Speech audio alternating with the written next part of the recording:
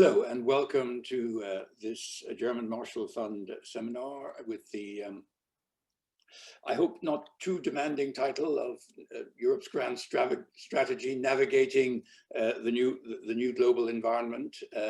My name is David O'Sullivan.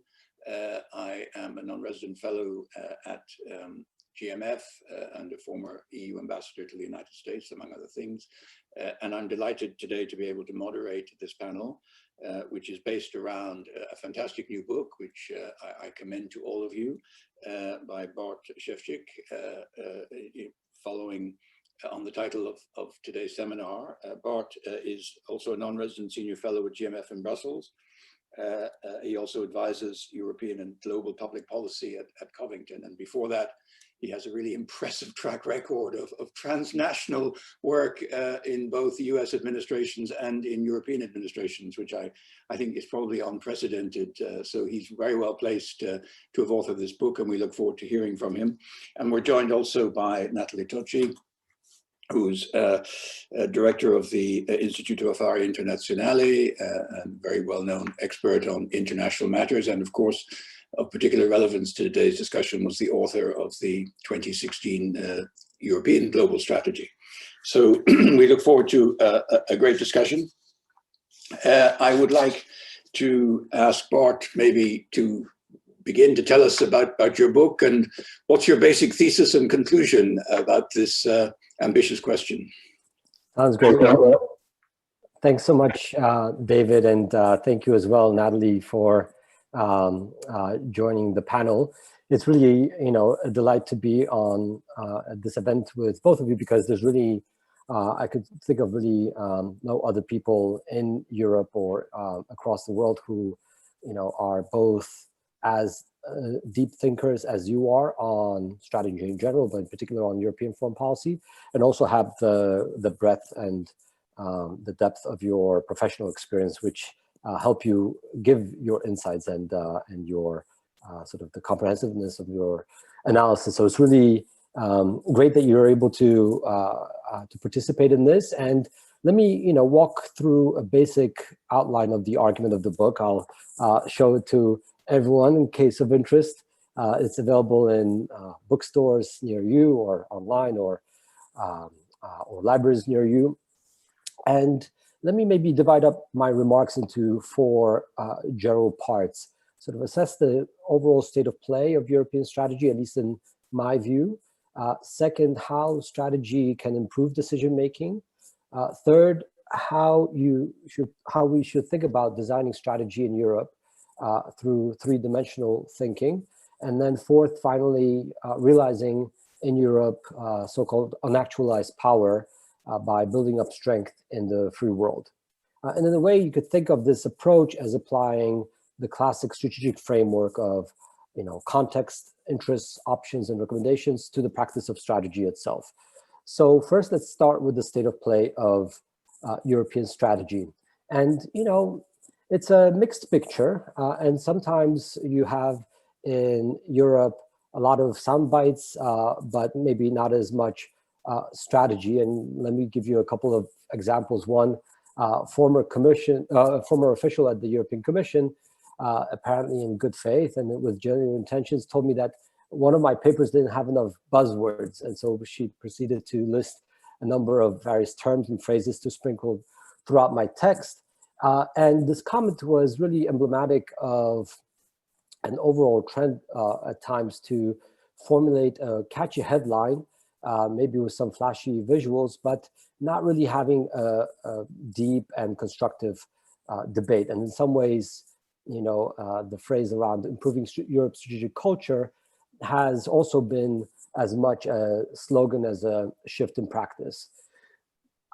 I'll give you another example. I had a conversation with one senior EU official on EU interests and objectives in Syria, and he responded that, well, the EU's interests and objectives in Syria should be really to make the world a better place. And the impulse was admirable, to be sure, but it wasn't really part of a strategic approach to that particular country and to assess the underlying issues at stake. And after all, the EU is not a charitable organization, but is instead intended to reflect the interests of its member states and ultimately its citizens.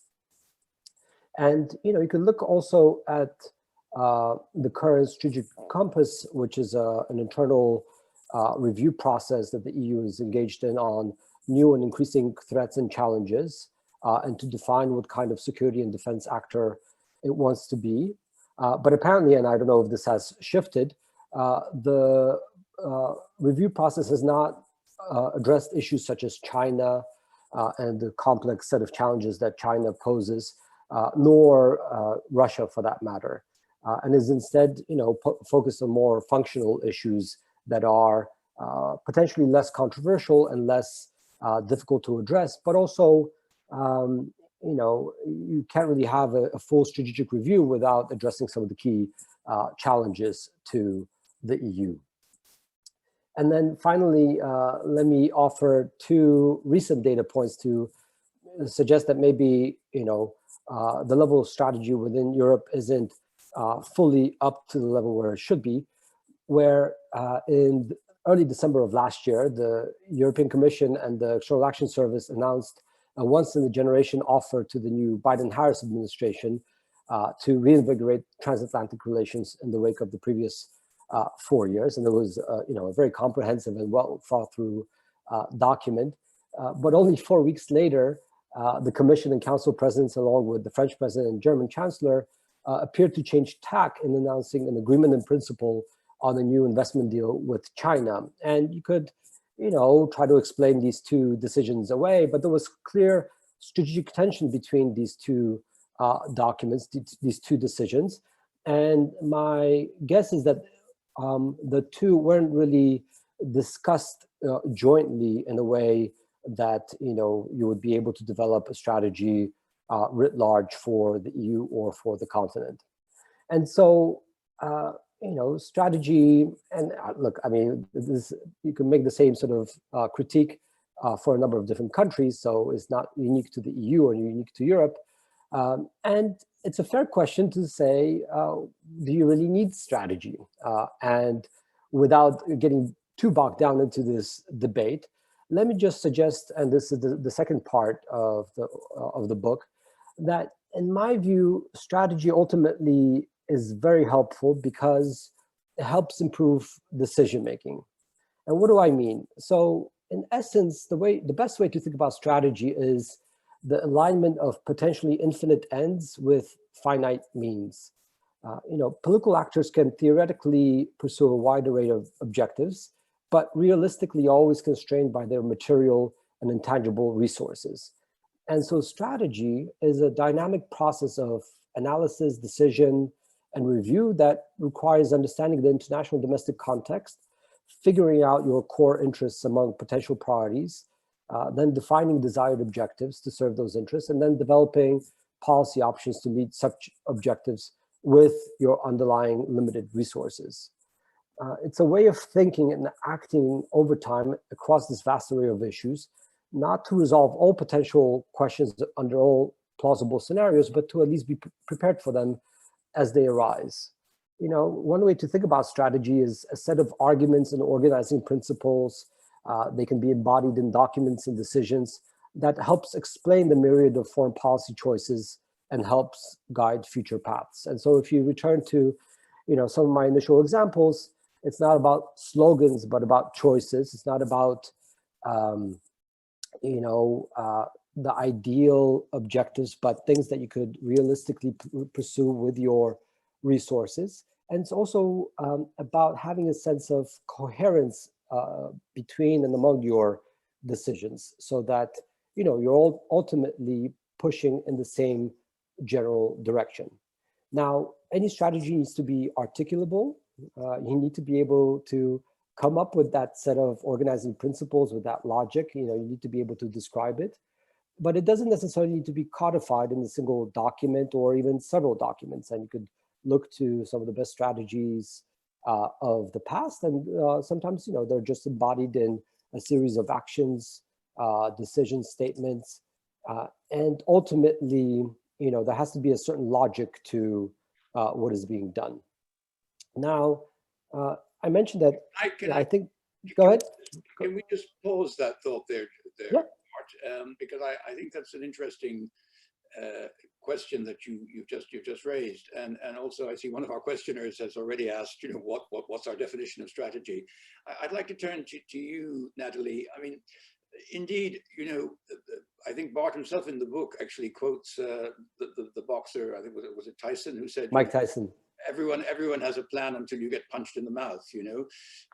You've had the experience of writing, being heavily involved in writing the 2016 global strategy of the EU, which was a challenge, as I well know from the EAS, because when we were first set up, people said we need a new strategy from the 2003 document, but everyone was then terrified it would turn into a kind of box ticking exercise of endless negotiations in council about, you know, how many paragraphs on China, how many paragraphs on Russia.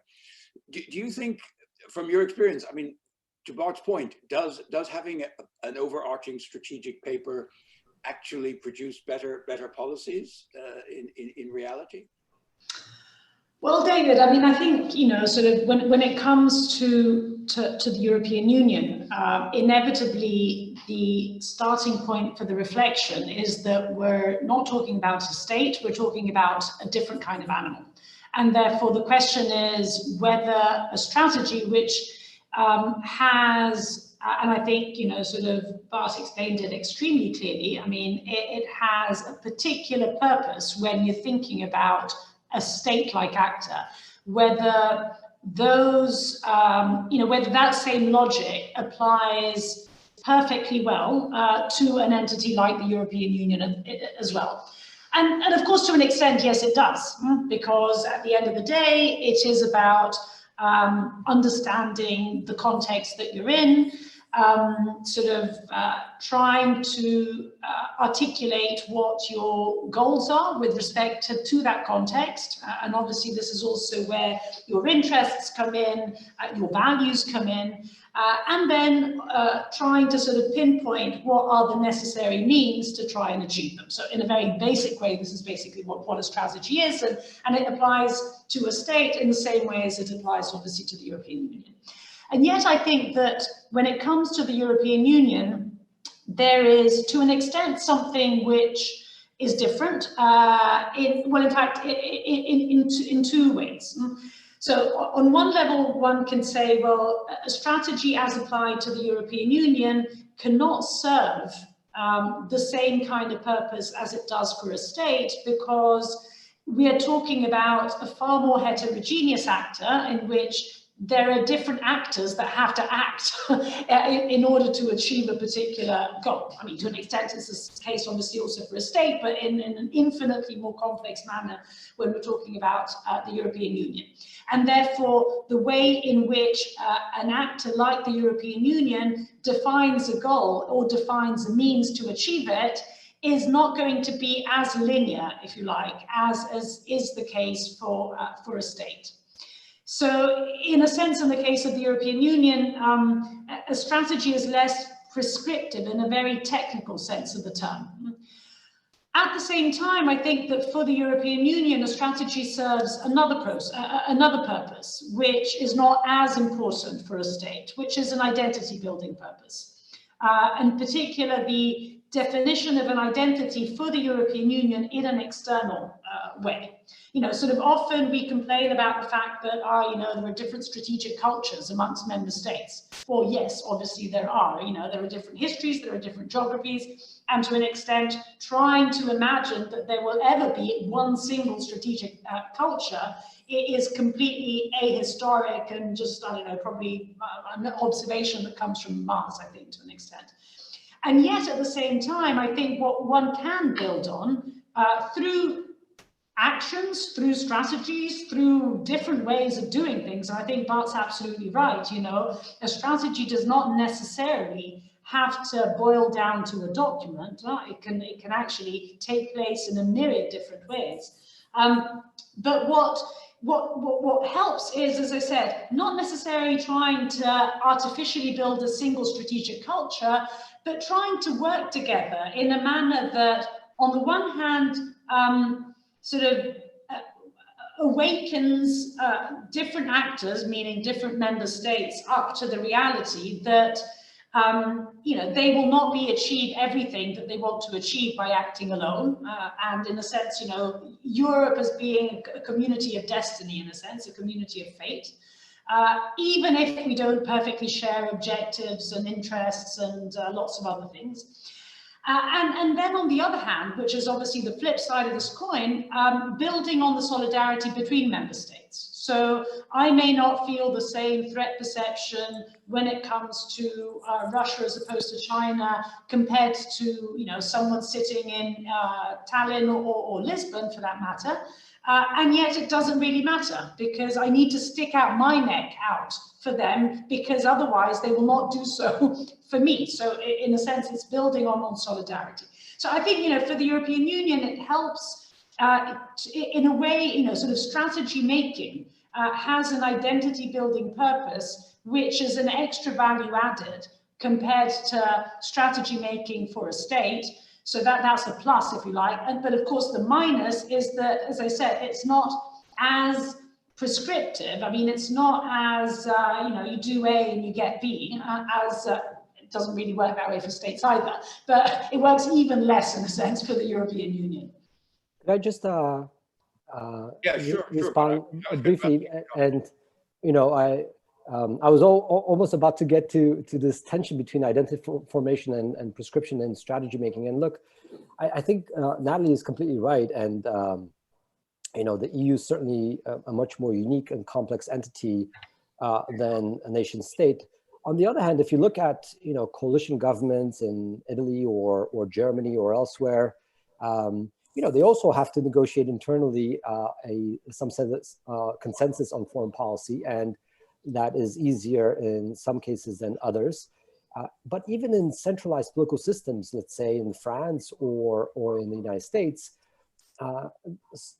even if the president convinces himself of a certain logic of policies and a certain kind of approach to foreign policy, and constitutionally and legally, he or she is authorized to do that, in practice, you always need, buy-in from a wider set of officials and ultimately from your public to be able to really sustain a strategy on a long-term basis. And if you look at least the US experience, which, in this field is well documented and well studied, so it's a good kind of grist for the mill, as it were, people were very sensitive to this idea of needing to develop a coherent set of arguments that would be persuasive for the wider American public in developing any strategy during the Cold War and subsequently.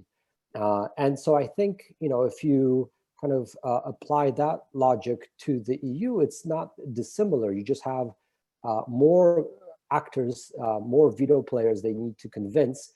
But ultimately, any good strategy reflects an underlying consensus of the public. And I think that's where strategy properly conceived should be heading towards in Europe. And, maybe now a little bit less from the identity formation angle, which was probably more important in the early decades of the European communities and then of the European Union.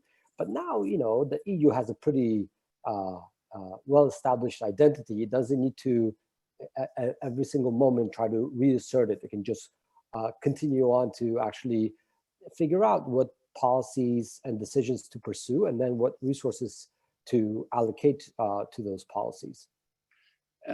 I was neglectful in my opening remarks. I didn't mention the housekeeping point, which I apologize to the organizers for. So for participants, if you want to ask questions, please use the question and answer widget at the bottom right-hand side of your screen. And we already have a few, and we'll come to those in about 10 minutes or so. So please feel free to put those questions in that way. Can we move a little bit away from the abstract about the strategy to more concrete examples? I mean, the question I think that's often asked, and the skepticism that's often there, is whether there can be such a thing as an EU or European strategy towards any given part of the world, given the fact that there are such divergent views within member states frequently on these issues. I think the China communication of 2019 was heralded as, you know, a very interesting document, which really moved maybe the EU position on China quite a bit. But we saw yesterday, because of the Hungarian opposition, we were unable to agree some sanctions. Today, we're debating the Indo-Pacific strategy, but then the question arises, as Bart pointed out earlier, the discussion on the investment agreement. I don't entirely share his take on that, but I'm a moderator, not an intervener in this debate. But Nathalie, what do you think? You know, on issues like China, Russia, even Turkey, for example, can there be a meaningful European position that translates into action, or is strategy just a way of articulating objectives, but which it's very difficult to actually implement? Well, a couple of, perhaps three reflections on this. First, I would say that, as everything, when we talk about the European Union, we need to think in terms of a journey, in terms of a process. So yes, indeed, if you kind of take a snapshot of the EU today or yesterday or in 10 years, and you compare it to the United States or Russia or China or any other major global actor, then probably the answer would, I mean, you know, the comparison would not, if you like, live up to sort of great standards. But I think the question really is, you know, has there been an improvement? You know, do we see, you know, are we on a journey, and is that journey going forwards or is it going backwards? And to an extent, you know, of course, one can make arguments on both sides of that divide. I mean, so notwithstanding everything, I tend to be, on this particular question, I remain positive. I mean, I do look at the way in which, on divisive issues in the past, I mean, just take, you know, the sort of 2003 war in Iraq. Divisions between the member states were paralyzing. I mean, there was no EU position at all. You look at divisive issues today, like Russia or like China, and yes, indeed, you end up with a position which tends to be a bit of this and a bit of that, and it tends to have its internal inconsistencies, and it tends at times to kind of, you know, do something and not quite do what it says it's going to do. But it is a position of sorts, you know, vis-a-vis Russia. The EU does have a policy. Now, we can debate to what extent it's effective or ineffective, or it should be more of this and more of that, but it is a policy. And it's more than what can be said about other divisive issues in the past. So, you know, I think sort of reflection number one, we're on a journey and it's kind of slow and uncertain, but it is actually moving, it's going somewhere. And I think it's going somewhere for the simple reason that there is a growing recognition that member states cannot achieve what they want to achieve by acting on their own. And it's a sort of, you know, rude awakening for member states, especially the largest member states that have kind of ideas and ambitions about themselves in the world. And the point is that we're living in a world in which they actually can't achieve what they want to achieve by acting on their own. So that's, if you like, one reflection. But the second point that I wanted to emphasize is that, and it comes back to a reflection that Bart was making earlier, you know, do we really, in order for this journey to move forward, and if to the extent to which strategy helps this journey to move forward, do we actually need a document which is called a strategy? And on this, actually, it may sound a little bit strange, I realize, coming from me, my answer is no. In fact, what I would say, I mean, now and then it helps, you know, once every 13 years maybe is a wee bit too much, you know, we could do with maybe once in 10 years. But the problem that we end up having in the EU is that we tend to produce strategy upon strategy upon strategy upon strategic compass and action plans and implementation plans. And we're a paper producing machine, which is good to the extent that that paper actually catalyzes real action. But when, and I think that this is the predicament that we're in at this moment, that paper becomes a substitute for action, then what is called strategy making is actually not helping the journey move along in a positive direction. What do you think? You're generally rather optimistic about Europe's foreign policy future in your book. Do you share Nathalie's view that the journey is maybe 3 steps forward and 2 steps back, but nonetheless 1 step forward net? Yeah, I think on net, I think it's going in the right direction. But I would just make a couple of points, which is that I agree. You don't necessarily need a document, but you need a certain logic of your underlying decisions and policies. And I don't know if you know the quote by Judge Learned Hand about liberty. You know, if that liberty lives in the hearts and minds of the citizens and officials.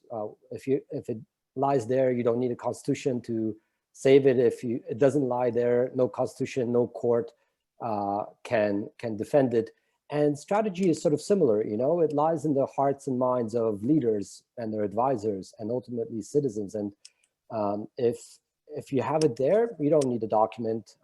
And if you don't have it there, no document will be able to get you in the right direction. And, you know, what I would like to see is greater time, greater hours spent by leaders and their advisors, their foreign ministers and defense ministers and so forth, having deep dive strategy sessions on individual topics like Russia, China, the future of the West, you know, and then a number of functional issues, approaches to the Middle East and Africa. We could get into all these in the Q&A, but you know, there actually you can make a lot of progress, and you'll actually be surprised how little time is spent by leaders themselves on these issues. Now, it's true that anytime you have a summit, the crisis of the day tends to overwhelm that particular session, and COVID has overwhelmed everything over the past 13 months.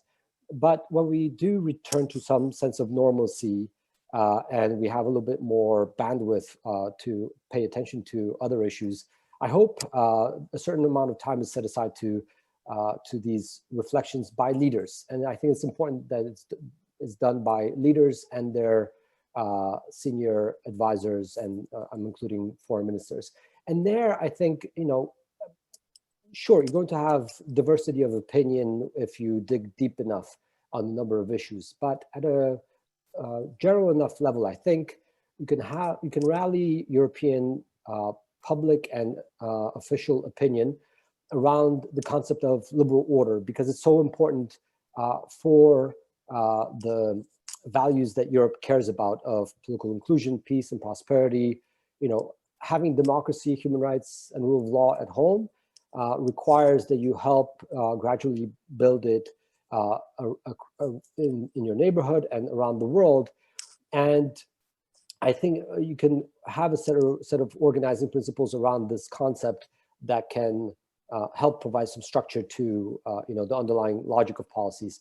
With respect to Russia and China, the main challenges to this concept of liberal order, I agree with Nathalie wholeheartedly that there's at least a structure in place in terms of the EU's relations with Russia that's been relatively stable over the past 7 years. It might need tweaking given the long list of grievances that we've had against Russia over the past several years. It's not just Crimea and aggression in eastern Ukraine anymore, but attacks throughout Europe, electoral interference, now the health of Mr. Navalny.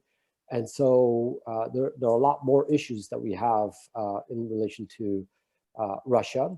China is a new topic, and it's interesting, the joint communication that was published by the Commission on External Action Service that you mentioned, David, it was an important document, but ultimately it reflects the thinking of officials in the Commission on External Action Service. It doesn't necessarily reflect the thinking of leaders in the European Council.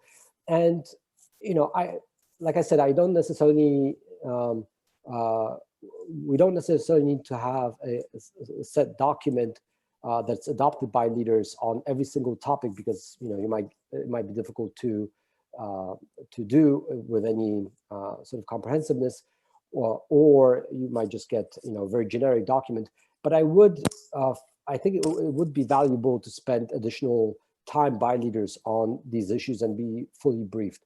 And if you return to, the nation state model and the United States in particular, the US went through different phases in terms of its approach to strategy and whether it had a document or not. But one thing that's become relatively well entrenched, maybe apart from the past 4 years, but generally it's well entrenched in the US system, that it's useful to have these deep dive sessions with extensive briefing papers and so forth. You start at the lower working staff levels, and then you build up to the deputy secretaries and so forth, and ultimately to the secretaries of state and defense, and ultimately with the president, to come up with a coherent understanding of the situation, because no one is an expert on everything. And so, everyone needs a little bit of education and analysis on these issues. And I think additional time spent on it would be quite useful. Well, of course, I think we do sometimes replicate that. The difference between the US and the EU is, of course, that in the US there's one person who finally takes a decision, right? we don't have that luxury in the European Union. But can I? Yeah, there's a famous quote by Abe Lincoln, where there was a vote, 12 against 1, and he was the one, and so the nays had it. Exactly. And that's true in any presidential system, but any stable decision requires a greater buy-in from the cabinet as well as from the public. And so even in a centralized system, we need a wider consensus. I detect in your words there the great regret shared by foreign ministers that they no longer participate in the European Council, right? They've never forgiven people for that decision, I think.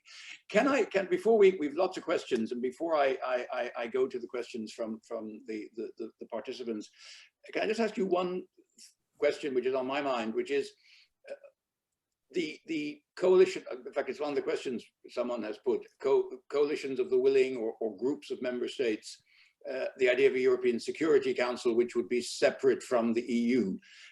Those of us who believe profoundly in European integration, I think, always want things to be done at the EU level to bring as many member states as possible. But it's true that the departure of the UK has, one of the great advantages of the UK presence in the European Union was the E3 format, which to a certain extent meant whatever those 3 countries could agree was a triangle in which I think most other member states would in one way or another find themselves. So it's not that they dictated the policy, it was that the process between them of agreeing something tended to produce something which became a natural European consensus.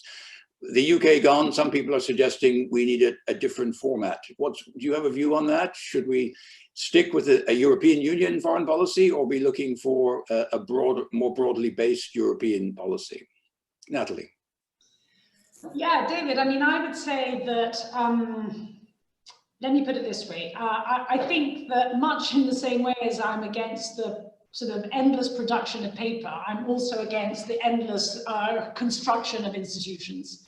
And I don't think that we should be establishing a new institution, especially on a topic such as this. I think that the logic of contact groups is basically one that says, well, the machinery is complicated, and at times crises require sort of fast decision making, flexible action.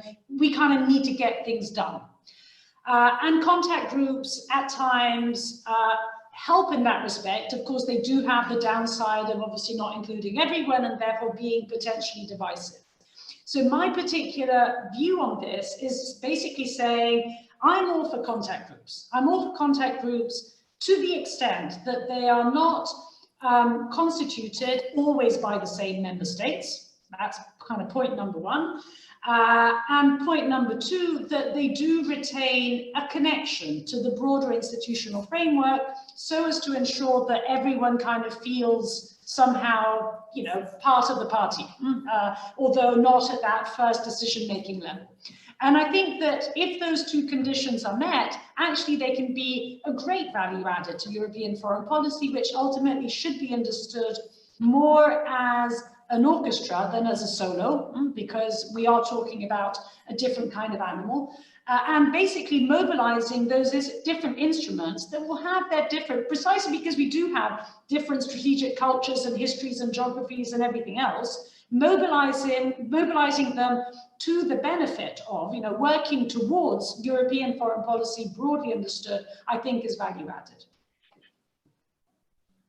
Yeah, generally I agree with Nathalie, although I would be more open to new formats and new institutions where it makes sense because you have a particular intensity of interest of the specific nation states, specific EU member states and other partners, or where you need the additional flexibility where you just don't have everyone who you need at the table within the EU itself, but you need other partners, and it could be issue by issue and evolve over time. And I think even within the EU itself, you're not, as Nathalie pointed out, you're not going to get the same level of interest and intensity of interest on behalf of each of the 27 member states on every single issue. And so actually HRVP Borrell, I believe in his initial remarks to the European Parliament as part of the confirmation hearing, noted that it might make sense for a certain subset of member states, a certain subset of foreign ministers to take the lead on a specific issue because they might have greater expertise and interest in that particular issue.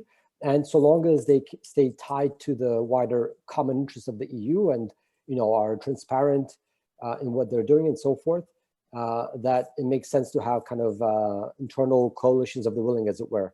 And so the key point, maybe two principles there are both transparency in what you're doing, and also a link to a wider common interest in terms of what you're actually pursuing. Now, on the specific format of the European Security Council that has been proposed at times by Chancellor Merkel and President Macron, I think it's crucial that the EU 27 and the UK figure out a way to rally around each other and collaborate with each other. Maybe the time is not ripe for that right now, but the underlying logic and reality is there for the taking.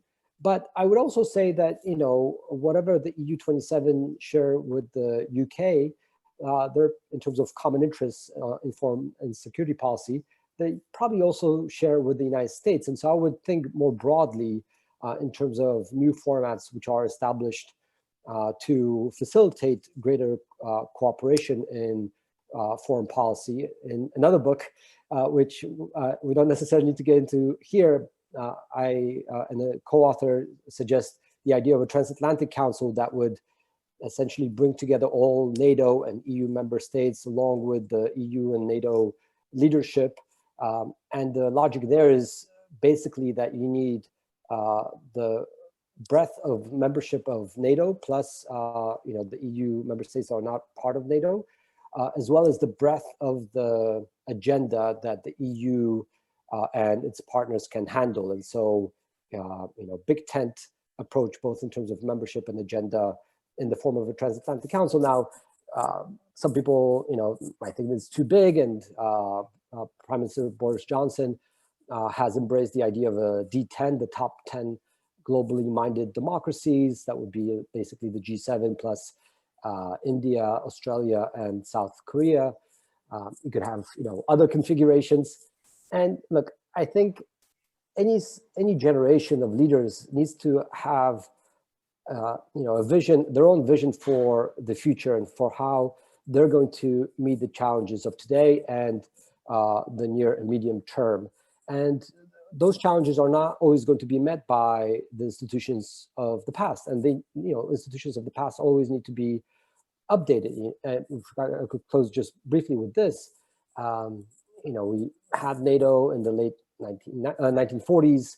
We had the European communities, then the G7 from the 1970s. You had the OSCE and the EU and NATO enlargement in the 1990s. Perhaps G20 of the late 2000s.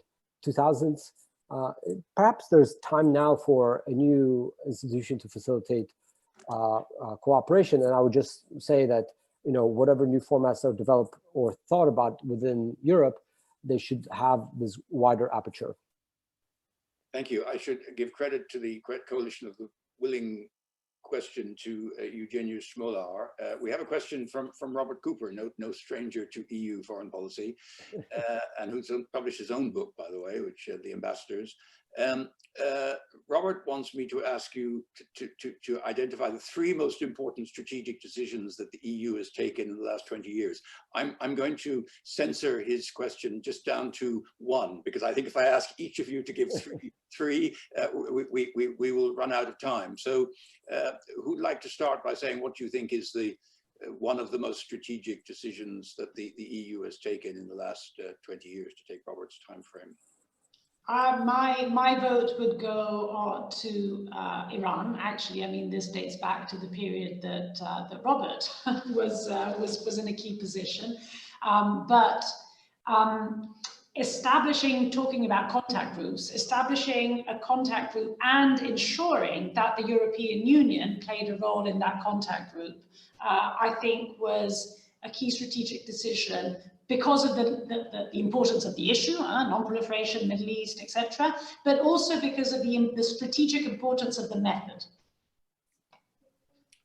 Bart? I would say, and this might be maybe somewhat surprising, but I think the EU's overall response to Russia's aggression in eastern Ukraine and annexation of Crimea was, you know, a 180-degree shift in terms of foreign policy approaches towards Russia for a number of member states, including Germany. You know, these were difficult decisions to make. In hindsight, they seem sort of obvious, but you know, the EU's response overall in terms of developing a robust sanctions policy towards Russia in 2014 and sustaining it over the past 4 years, when its partner in the United States maybe had a slightly different approach, or, you know, a mixed approach in terms of relations with Russia.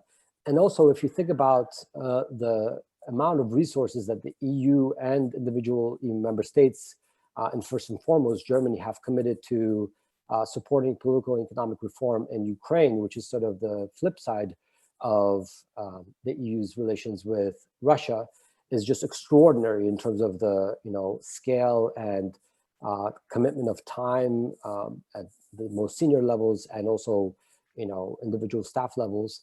And we've seen that it's a sustainable and long-term strategy. Now, as I mentioned, it might have to be kind of reinvigorated and made even more robust for the foreseeable future. But I think you have to, there's no way to describe the past 7 years in terms of EU's approach towards Russia as you know, very smart and sustainable strategic decision. Interesting. Maybe I'm just showing my age, but I think I would have chosen the 2004 enlargement as probably the most important strategic decision of the last 20 years. But anyway, a good kind of trivial pursuits question, right? We could go on.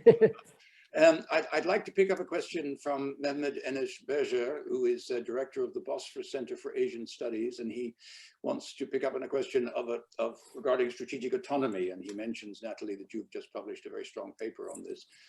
His question is, the EU is still dependent to the US on security, but the US security umbrella is less evident in Europe's southern eastern neighborhood, and it's not been replaced by geopolitical Europe. This leads to a power vacuum filled by Russia, Turkey, the UAE, and other actors in Libya, Syria, Karabakh, and so on. So the question is, strategic autonomy is really a good idea while the EU is still not able to fill the void left by the US?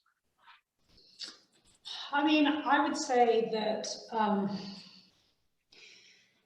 strategic autonomy, if we apply the term to security and defense, it is a kind of generational challenge, and probably even more than that. And so, you know, to me, if we're talking about it in terms of security and defense, it kind of, rather than strategic autonomy, strictly speaking, it is really a conversation about, you know, are Europeans, should Europeans, and are Europeans gradually taking more responsibility and more risk when it comes to traditional foreign policy, namely sort of security and defense. And there, I must say that the last couple of years I've been, let me put it very bluntly, extremely pessimistic about it. I think there was a moment which basically went from 2014 through to more or less 2018, where there was momentum. Perhaps there was momentum because we couldn't agree on anything else. I don't know. I mean, you know, we couldn't agree on Eurozone reform. We couldn't agree on how to handle the migration crisis. All of a sudden, security and defense kind of looked like it was the low-hanging fruit. So maybe that's the reason, alongside kind of the world falling apart around us, alongside Brexit, alongside Trump. I mean, you know, we know what were the factors involved. But I think that was a moment in which we really kind of, it seemed to me, and maybe I was being overly optimistic about it, but it seemed to me that sides, you know, we had started seeing the light. To be honest, I think that that momentum has gone. I don't see it, and you know, and I think for all the talk about strategic compasses, I think that's precisely the distraction that we're inventing from the fact that that we're actually not taking action. And we're not taking action, and the vacuum that you were referring to is being indeed filled by others. Now, where I actually have a different view on strategic autonomy is on other policy areas. And I think it is actually useful to think about autonomy in a much broader sense, to think about it in energy terms, in climate terms, in digital terms, etc. And then not only obviously because the EU is more advanced, but because actually there are some important internal steps forward, steps forward on these particular questions. You know, just think about climate or digital, which do then have an external repercussion and do gradually enable the European Union to be better equipped to ultimately do what autonomy is all about, which is living by our laws. I mean, a very technically sort of very literal sense of the term. So I think, you know, in that broader understanding of autonomy, I think that steps forward are being done, they should be done, and I think that this is the agenda for the, you know, the global agenda for the European Union in the next decades. You can call it what you like, sovereignty, autonomy, I mean, we know what we're talking about. On security and defense, I think we should be taking greater risk and responsibility. I'm afraid I'm not seeing much movement at the moment. I generally agree with much of what Nathalie said. And I would just say that, you know, whenever you're thinking about concepts, they're supposed to clarify choices and priorities and decisions. And the best strategic concepts help you do that. If you think about, you know, containment, and during the Cold War, you know, there was a lot of complexity and a lot of variations of containment, but the message underneath the concept was, or within the concept was, relatively straightforward, and it helped clarify specific choices and decisions as, you know, decision makers were faced with them.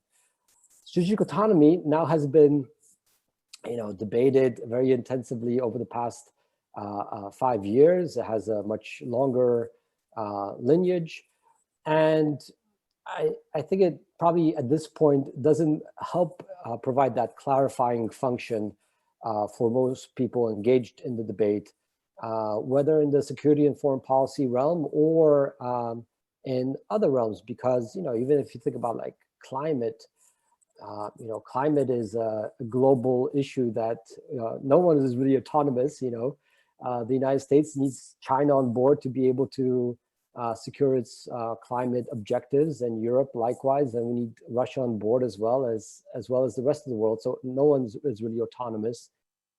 On public health, likewise, you know, no one's healthy until everyone is healthy, although obviously some people will be vaccinated and healthy earlier. And on security and defense, as Nathalie pointed out, you know, there's such great interdependency and interlinkage between Europe and America. You know, in some ways, success in foreign policy for Brussels runs through DC, and likewise, success in foreign policy for DC runs through Brussels and European capitals. And so, you know, neither is really strategically autonomous from each other. And so what I would encourage people to think about is, you know, in terms of concrete policies and issues, who do we need to cooperate with, and what do we do, and do we have the resources at our disposal to be able to do it? And that applies, you know, to any issue that you can come up with.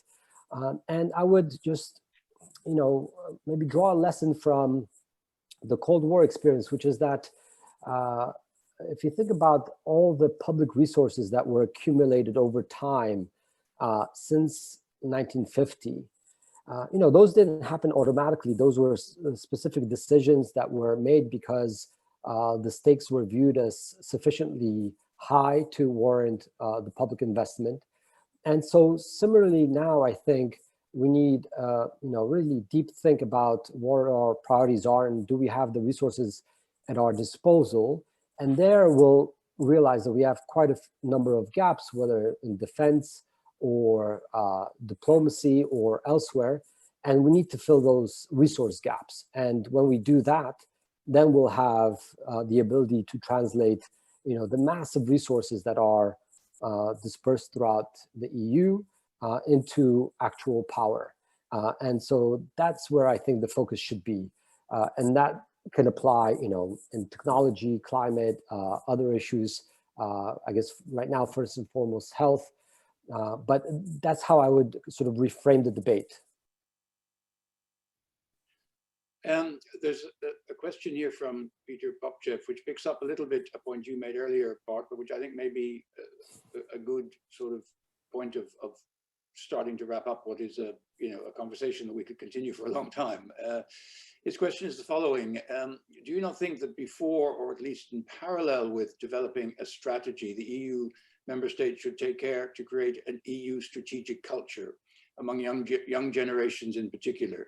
And by the same token, to have a Euro-Atlantic strategic culture as far as NATO is concerned.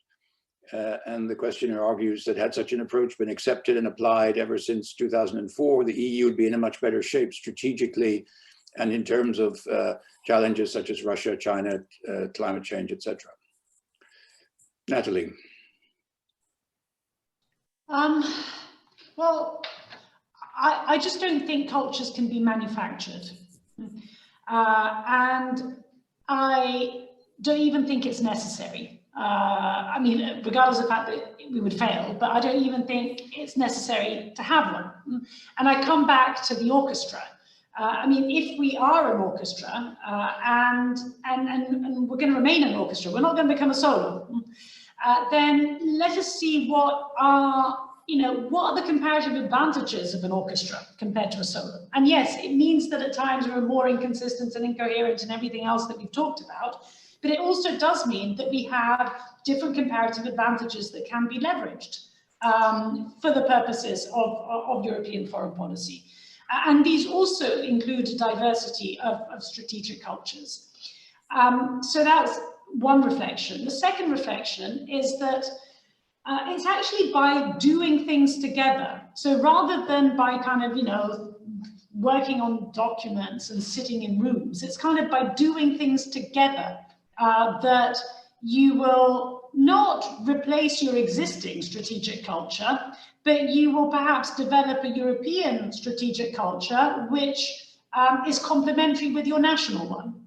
And I think that is what the effort should be all about. But as I said, you do this by acting more than by sitting and negotiating whatever documents and council conclusions, to be honest. I mean, I think that the way in which we somehow, I guess this is what I'm trying to say, we somehow have to go back to the original spirit that there was, I think, in the late 1990s, early 2000s, when, for instance, the European security and defense policy was first established. And, you know, even before the European security strategy, which strictly speaking was not really a strategy anyway, a number of missions and operations were launched. In fact, some of the most ambitious missions and operations were launched. And we didn't have strategies and compasses and compacts and action plans and implementation plans and everything else. We just did it.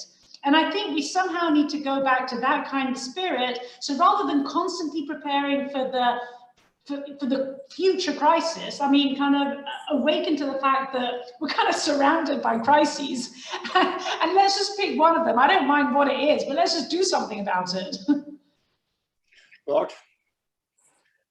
Just to build off, this is going to be your final word as we head into the last few minutes of this 60 minutes. I'll be very brief, and just to follow up on Nathalie's analogy of an orchestra, I think we need to, it's the right image, and we need to be less improvisational, and we need to have more time for practice and for review and reflection, not necessarily to produce documents, but to produce understanding and logic among leaders. And I think the level of the leaders and their foreign ministers and defense ministers is crucial, because right now, things that happen at the European level tend to happen either at the External Action Service, or at the Political and Security Committee, or sometimes in commission documents. But I think it's really the leaders and their senior ministers who are crucial here.